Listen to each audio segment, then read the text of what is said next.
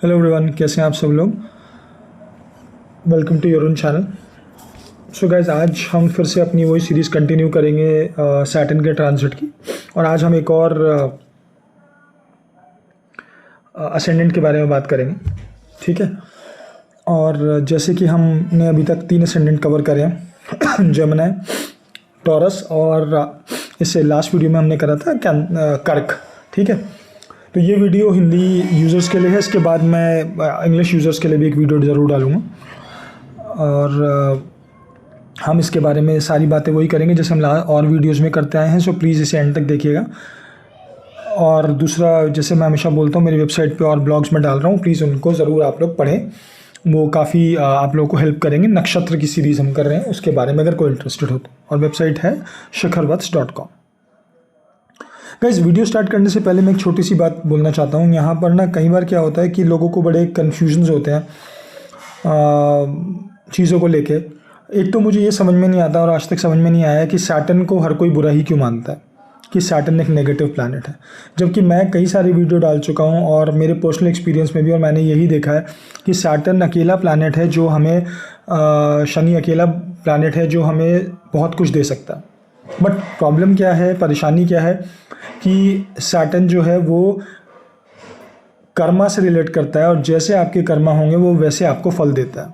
Saturn को एक teacher एक बोला गया है जो लेसन ज़रूर सिखाता है। जब भी जहाँ बैठता है, जहाँ कोई गड़बड़ करता है, उसके कर्म सही नहीं होते, पर सैटर्न ही अकेला प्लैनेट है जो आपको कहीं से भी ले जाके और कहीं ऊपर बैठा सकता है। इतना ज़्यादा सैटर्न के पास पावर है। ऑब्वियसली सैटर्न का थोड़ा सा क्रूर दृष्टि मानी जाती है। सैटर्न थोड़ी सी मेहनत कराता है। और क्रूर किस लिए? क्योंकि वो मेहनत कराता है। क्रूर किस लिए? कि वो थोड़ा सा आपको ज़िंदगी की सच्चाई सिखाता है, ठीक है। लाइफ की रियलिटी, सिर्फ सब कुछ एकदम आराम आराम से मिल जाए लाइफ में तो लाइफ का मज़ा क्या है। पर प्रॉब्लम यहाँ पर ये होती है कि लोगों को, हर किसी को आजकल के टाइम में मेहनत और कुछ परेशानी उठा के कोई काम सीखने में, करने में बहुत बड़ी दिक्कत आती है और इसीलिए सब सैटर्न के ऊपर सारा ब्लेम डाल देते हैं।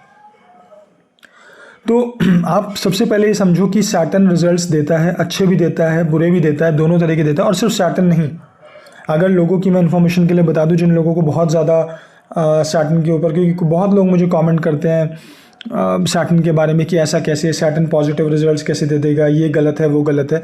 तो मैं उन सब की इन्फॉर्मेशन के लिए बता दूं कि अगर आप लोगों को ना पता हो तो पहले थोड़ा सा नॉलेज गेन करें, पढ़ें, जाके देखें कि जुपिटर, जिसे कि सबसे ज़्यादा बेनिफिक प्लैनेट बोला जाता है, वो भी अपने गोचर में चीज़ें ख़राब दे देता है। आपको पता है इंसान की जो डेथ होती है, जो मरता है इंसान, वो जुपिटर का जब राहु के साथ संबंध बनता है और अगर वो चीज़ें चार्ट में प्रॉमिस हो रही हैं तो इंसान के साथ गड़बड़ होती है। एक्सीडेंट्स अगर होने हैं जुपिटर का, क्योंकि जुपिटर क्या है ये बात मैं आपको पहले ही बता चुका हूँ, Jupiter is you, your self. तो आप जिस तरफ बढ़ रहे हो, एनर्जी जिस तरफ की ले रहे हो, जिन प्लैनेट्स का इफेक्ट पड़ रहा है, जिन हाउसेस का इफेक्ट पड़ रहा है, वैसे रिजल्ट मिलेंगे। कभी आप जुपिटर के ट्रांजिट को अच्छे से पढ़ के देखना, आप लोगों को समझ में आ जाएगा। या जिन लोगों को ये कन्फ्यूजन है कि सिर्फ सैटर्न खराब होता है, प्लैनेट कोई भी बुरा या अच्छा नहीं है। प्लैनेट हमारा चार्ट और हमारा चार्ट, प्लैनेट और हम सब एक चीज़ है। जैसे आप हो ऐसे ही आपके प्लैनेट्स आपको रिजल्ट देंगे। आप मान के देखो, करके देखो। जिनको नहीं पता वही ये प्रॉब्लम फेस करते हैं और फिर बाद में वही उन लोगों को सबसे ज़्यादा प्रॉब्लम होती है। उनके आर्ग्यूमेंट्स आते हैं कि ये प्लैनेट अच्छा है, वो प्लैनेट बुरा है, या सैटर्न ने मेरे साथ ये कर दिया, या सैटर्न ने मेरे साथ ऐसा कर दिया। तो ऐसा कुछ भी नहीं है। सैटर्न अपने रिजल्ट्स अच्छे भी देता है, पर जैसे मैंने आपको बताया कि जिनको कार्मिक लेसन, जिनको लेसन्स की ज़रूरत है, उनको अपने लेसन्स मिलते हैं इस लाइफ में। और सैटर्न है ये आपके कर्म, जिस दिन पूरे हो जाएंगे उस दिन सब चले जाएंगे। तो हर चीज़ सैटर्न से रिलेटेड है लाइफ में। और इसीलिए सैटर्न को एक टीचर, आप देखो ना कितने सारे, एक सैटर्न, अभी हम ट्रांजिट पढ़ रहे हैं, ट्रांजिट में कितने हाउसेस को इफेक्ट करता है सैटर्न। क्यों करता है?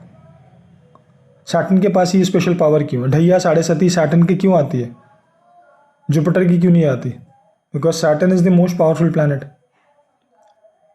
अब यही प्रॉब्लम है कि लोगों को समझ में नहीं आता और हर कोई उठा के बस सैटर्न के ऊपर डाल देता है कि हाँ सैटर्न खराब था, सैटर्न की दशा खराब होती है। तो ये चीज़ें हैं, लोग अपने कर्म नहीं देखते, अपनी चीज़ें नहीं देखते कि क्या वो हर चीज़ सही कर रहे हैं लाइफ में। तो यही प्रॉब्लम है सबके साथ। चलिए खैर, लेट्स स्टार्ट द वीडियो। ये तो है ही, जो भी है, जिसको जैसा समझना है वो वैसा ही समझेगा। मेरे समझाने से किसी को कोई फ़र्क नहीं पड़ने वाला। तो अगर किसी को नहीं समझना कि ये प्लैनेट सही है या प्लैनेट कैसे बिहेव करते हैं तो वो समझेगा ही नहीं, वो अपनी ही चीज़ को सही मान के अपनी कमियों को या अपनी चीज़ों को दूसरों के ऊपर डालने की आदत होती है। इसी तरीके से जैसे हम और इंसान के ऊपर डालते हैं, वही सेम आदत होती है प्लैनेट्स के ऊपर डालने की। हमने कुछ गलत नहीं करा है, टाइम गलत चल रहा है। सबसे सिंपल सा आंसर होता है अपनी चीज़ों से बचने का। चलिए वीडियो स्टार्ट करते हैं। तो गाइज ये जो वीडियो हम आज बात करने वाले हैं, ये करने वाले हैं हम सिंह यानी कि लियो असेंडेंट के लिए। ठीक है, आप जैसे देख सकते हैं यहाँ पर ये लियो साइन है, और सिंह असेंडेंट, सिंह लगन वालों के लिए जो है सैटर्न आपका या शनि आपका जो है वो 8वें घर में आएगा, गोचर करेगा मार्च, लगभग 30 मार्च के आसपास से मीन राशि में करेगा। मीन राशि इनकी 8वीं घर की राशि होती है सिंह लगन वालों के लिए। और एक बात और जो मैं आपको बता दूं कि अभी तो हम ये लगन से वीडियो बना रहे हैं, लगन से शनि कहाँ गोचर कर रहा है। लगन के साथ साथ चंद्र लगन बहुत इंपॉर्टेंट होता है जब भी हम गोचर देखते हैं, ट्रांजिट, स्पेशली ट्रांजिट्स बहुत ज़्यादा इंपॉर्टेंट होता है। और अगर आप उसको मिस कर दोगे तो आप समझो आपने गोचर के आधे रिजल्ट्स लिए हैं। ठीक है, जैसे अगर आप इसी चार्ट में देख लीजिए, फॉर एग्जांपल अगर इन जिनका भी ये चार्ट होगा इनके लिए अगर हम देखें तो इनके लगन से ये तो जा रहा है 8वें घर में, पर चंद्र लगन से जा रहा है 7वें घर में। तो ये दोनों का इफेक्ट देगा और डिफरेंट जगह देगा। तो ये ज़रूरी नहीं है कि आपको, अगर आपका चार्ट में मून ज़्यादा प्रभाव डाल रहा है या उस टाइम पे चीज़ें ऐसी चल रही हैं तो आपको रिजल्ट्स उस घर के भी मिलेंगे। ये चीज़ ज़रूर देखनी चाहिए। ठीक है, तो यहाँ पर हम उनके बारे में वो वीडियो सीरीज़ भी मैं बनाऊंगा। पहले मैं असेंडेंट लगन के बारे में सारी सीरीज़ कवर कर रहा हूँ, हर लगन के बारे में। जैसे ही वो पूरी हो जाएगी उसके बाद फिर हम हर मून लगन के ऊपर बनाएंगे, क्योंकि वो बहुत इंपॉर्टेंट है समझना। तो चलिए, अब सैटर्न अगर यहाँ पर आएगा तो देखिए यहाँ से सबसे पहले वो हमारे तीसरी दृष्टि से 10वें घर को इफेक्ट करेगा। ठीक है, 7वीं दृष्टि से वो हमारे दूसरे घर को इफेक्ट करेगा, और 10वीं से वो हमारे पंचम को। ठीक है, ये 3 घर को सैटर्न जो है सबसे ज़्यादा यहाँ पर इफेक्ट करेगा। ठीक, और इन तीनों के प्रभाव हमें यहाँ देखने को मिलेंगे। अब बहुत सारे लोग होंगे जो लेके आ जाएंगे इसमें चीज़ें कि 8वें घर में है शनि, तो कैसे अच्छे रिजल्ट्स दे सकता है। वैसे तो अगर आप ये देखो कि सैटर्न की दृष्टि जहाँ जहाँ पड़ती है वो उन घरों को जोड़ता है। ठीक है, वो नेटल सैटर्न भी जोड़ता है और गोचर का भी जोड़ता है। तो यहाँ से अगर आप देखो तो सबसे अच्छी चीज़ क्या बन जाती है सिंह लगन वालों के लिए, जबकि उनका 8वें घर में जाएगा। ठीक है, पर मैंने जैसे हमेशा बोलता हूँ कि आप नेटल चार्ट को ज़रूर देखें, वहाँ पर क्या क्या योग बन रहे हैं। क्योंकि देखो, गोचर चाहे शनि का हो चाहे बृहस्पति का हो, गोचर की दृष्टि से ज़्यादा ये मैटर करता है कि योग क्या बन रहे हैं। अगर उस टाइम पे योग खराब बन रहे हैं तो खराब ही रिजल्ट मिलेगा, अगर उस टाइम पे योग अच्छे बन रहे हैं तो अच्छा रिजल्ट मिलेगा। जैसे मैंने आपको बताया अभी, बृहस्पति के गोचर भी रिजल्ट खराब देता है लोगों को। बृहस्पति का गोचर, अब किसी का 10वें घर में बृहस्पति का गोचर, इस समय ये शायद इन्होंने यहाँ पे गलत कर रखा है सॉफ्टवेयर में, इस समय बृहस्पति यहाँ गोचर कर रहा है। अब सिंह लगन वालों के लिए बृहस्पति 10वें घर में गोचर कर रहा है। क्या हर सिंह लगन वालों के को जॉब मिल गई होगी, या हर किसी की अच्छी जॉब चल रही होगी, या हर किसी को क्या कहते हैं, कोई ना कोई बहुत अच्छा मेजर चेंज आ गया होगा? नहीं, पॉसिबल नहीं है। कुछ लोगों के आया होगा, पर मैक्सिमम लोगों के नहीं आया होगा, क्योंकि आपके अपने जो रिजल्ट्स बैठते हैं, अगर आप देखो केतु इस समय सिंह लगन वालों के द्वितीय घर में गोचर कर रहा है, जैसे इस टाइम आपको दिख भी रहा होगा यहाँ पर, ये देखिए। ठीक है, और यहाँ से इसकी 9वीं दृष्टि सीधा 10वें घर पे पड़ रही है। तो क्या ये चीज़ें सेम होंगी? क्या जुपिटर का गोचर वो रिजल्ट देगा? ठीक है, तो वो और भी चीज़ों पर डिपेंड करेगा कि आपके ओरिजिनल प्लैनेट्स कहाँ बैठे हैं। तो सिर्फ एक चीज़, ये जो हम बातें कर रहे हैं, जो इस वीडियो में समझने की चीज़, ये जो लोग नहीं समझ रहे हैं कि यहाँ पर हम बातें कर रहे हैं कि क्या क्या रिजल्ट्स ओवरऑल इसमें जनरल मिल सकते हैं अगर 8वें घर में यहाँ आपका शनि आ जाएगा सिंह लगन वालों के लिए। ठीक है, तो ये 3 घरों पे वो अपना इफेक्ट डालेगा। एज ऑलवेज, जैसे मैं आपको बोलता हूँ, तीसरी दृष्टि जो होती है कॉन्टिन्यूस एफर्ट्स की, लगातार प्रयासों की होती है। तो आपको अपने सर्विस वाले घर में जब ये तीसरी दृष्टि डालेगा, यहाँ पर कोई भी आपको रिकॉग्निशन या फिर अच्छी जॉब या कुछ भी चाहिए, उसके लिए आपको कॉन्टिन्यूस एफर्ट्स डालने पड़ेंगे। बिना एफर्ट्स की चीज़ें नहीं मिलेगी। अब आप देखो, जैसे मैंने आपको कहा सैटर्न 2 घरों को जोड़ता है। यहाँ देखो आप पंचम और द्वितीय 2 घरों पे सैटर्न की वो चल रही है।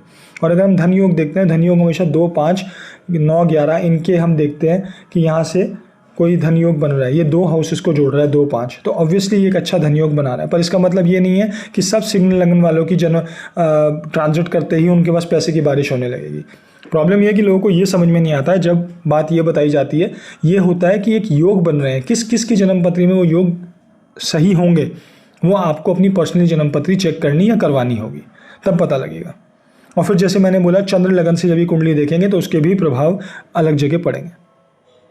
ठीक है, तो ये सिर्फ एक मैं आप लोगों को चीज़ बता रहा हूँ कि कैसे कैसे गोचर को देखा जाता है, कहाँ कहाँ गोचर इफेक्ट डालेगा। तो बहुत सारे सिग्नल लगन वाले लोग ऐसे भी होंगे जिनको धन का फायदा होगा, डेफिनेटली होगा जब ये गोचर चेंज होगा, और हर किसी को नहीं होगा। ठीक है, बहुतों के साथ करियर में अच्छी चीज़ें होंगी थोड़े टाइम लगा के, जब ये केतु का यहाँ से ट्रांजिट चेंज हो गया, केतु यहाँ आ जाएगा। पर इसका मतलब ये नहीं है कि हर किसी के साथ ही वो चीज़ का फायदा होगा। ठीक है, अब यहाँ से 7वीं दृष्टि से आपके दूसरे घर को, द्वितीय भाव को देखता है, यानी कि फैमिली, पैसा, इन सब कुछ चीज़ों को लेके सैटर्न अपनी 7वीं दृष्टि से यहाँ डेफिनेटली आपको योग देगा। जैसे ही केतु यहाँ से हटेगा, अभी तो केतु बैठा है जून तक ऑलमोस्ट, जून के बाद से जैसे ही केतु हटेगा तो वो आपको चीज़ों में फ़ायदे दिखेंगे। ठीक है, फैमिली रिलेटेड कोई चीज़ें हो सकती हैं। ठीक है, उसके बाद हो सकता है प्रॉपर्टी रिलेटेड कोई गेन, क्योंकि 4th हाउस का 11वां घर जो है वो 2nd हाउस होता है, तो 11वां घर गेन होता है, 4th हाउस प्रॉपर्टी का होता है, इसलिए मैंने आपको बोला। और अभी मैं एक और चीज़ बताऊंगा जो 4th हाउस को इफेक्ट करेगा, दैट इज़ वाई ये और चीज़ प्रबल हो जाती है जो मैं बोल रहा हूँ, उसका भी मैं आपको बताऊँगा। ठीक है, अब दूसरी चीज़ फिर आपके पंचम घर को देखता है। वही अगेन पंचम, जैसे हम बताते हैं कि संतान के लिए होता है, तो संतान जिन लोगों को, जो लोग एक्सपेक्ट कर रहे हैं उनको, स्पेकुलेटिव बिजनेस वाले लोगों को, या अगर कोई उधर जाना चाह रहा है, ठीक है, वहाँ उन चीज़ों में फ़ायदा होने के चांसेस हैं। ठीक है, और ज़्यादा कब होंगे, जब जुपिटर जो है ट्रांजिट यहाँ कर जाएगा, और जब तक केतु का ट्रांजिट यहाँ नहीं होगा। ठीक है, जब जुपिटर और सैटर्न का डबल ट्रांजिट होगा तब इस हाउस के इफेक्ट आपको बहुत देखने को मिलेंगे। वैसे भी सैटर्न पंचम और अष्टम इन घरों को भी जोड़ रहा है अपने गोचर से। तो जैसे मैंने पहले बोला था, पीछे भी एक ट्रांजिट में एक लगन के मैंने आपको बताया था कि जब ये दोनों घर जुड़ेंगे तो definitely astrology, occult, stock market, इन सब में इंटरेस्ट बढ़ने के और तरक्की मिलने के चांसेस बढ़ जाएंगे। पर देखिए अगेन वही चीज़ है कि आपके नेटल चार्ट में कैसे कैसे योग बन रहे हैं, बहुत चीज़ें उस पर डिपेंड करेंगी, जो समझना बहुत ज़रूरी है। ठीक है, अब ये तो हो गई सैटर्न की 3 दृष्टि कहाँ पड़ रही है। अब मैंने आप लोगों को लास्ट वीडियो में ही बताया था कि ट्राइन में भी अपनी चीज़ों का फ़र्क आता है। तो सबसे पहला आप देखो तो जो भी आपकी पाइसेस से मैंने आपको लास्ट टाइम में बताया था, सिर्फ 2 राशियाँ चेक कर लो, ट्राइन आपको पता लग जाएगा। एक आप चेक कर लो कर्क, और दूसरा आप चेक कर लो वृश्चिक, क्योंकि ये वाटरी साइन में जाएगा तो इसके ट्राइन में वाटरी ही साइंस आएंगे, यानी ठीक है। तो यहाँ से अगर आप देखो तो 5वीं यहाँ दृष्टि डालेगा, 9वां यहाँ डालेगा, तो इन दोनों हाउसेस को भी आपका शनि यहाँ बैठ के अपने गोचर में इफेक्ट डालेगा। प्रॉपर्टी रिलेटेड चीज़ें, ठीक है, सैटर्न कर्मों से रिलेटेड होता है, तो यहाँ पे बुध और ये इनका जिनका भी चार्ट होगा, बुध और यहाँ पे वीनस है, तो उनके रिलेटेड करियर्स में फ़ायदा, ये चीज़ें दिखेंगी। 12th हाउस को देख रहा है ट्राइन से, तो हो सकता है बाहर जाने के, long distance journey, foreign on site, वहाँ से कुछ फ़ायदा, वहाँ की जर्नी जो लोग एक्सपेक्ट कर रहे होंगे मिलने के बहुत चांस हैं सिग्न लगन वालों के लिए। पर जब भी आप ये वीडियोस देख रहे हो, या मेरी या किसी की भी देख रहे हैं, मैं आप लोगों से यही बोलूँगा, क्योंकि हर जो भी वीडियो डाल रहा है, जो भी कुछ सिखाने की कोशिश कर रहा है, उसका पर्पस ये होता है कि चीज़ें कैसे इफेक्ट डाल रही हैं आपको ही समझाए। वो हर चार्ट में एज इट इज़ काम नहीं कर सकते, because those are general things, not specific, किसी एक चार्ट के स्पेसिफिक नहीं है। तो आप लोगों को ये समझना बहुत ज़रूरी है। बहुत सारे लोग जनरल आके एक कॉमन स्टेटमेंट देने लगते हैं कि नहीं, ये तो पूरा ट्रांजिट जो है इस पर्टिकुलर लगन के लिए ख़राब होगा। क्या ही कर सकते हैं फिर, ठीक है। तो ऐसा नहीं है, कभी भी कोई ट्रांजिट, सारे जितने भी, अगर सिंह लगन है, कर्क लगन है या मिथुन लगन है, सबके लिए एक जैसा नहीं होगा, ना खराब ना अच्छा। किसी के लिए बहुत अच्छा होगा, किसी के लिए ख़राब भी होगा, किसी के लिए बहुत ख़राब भी हो सकता है।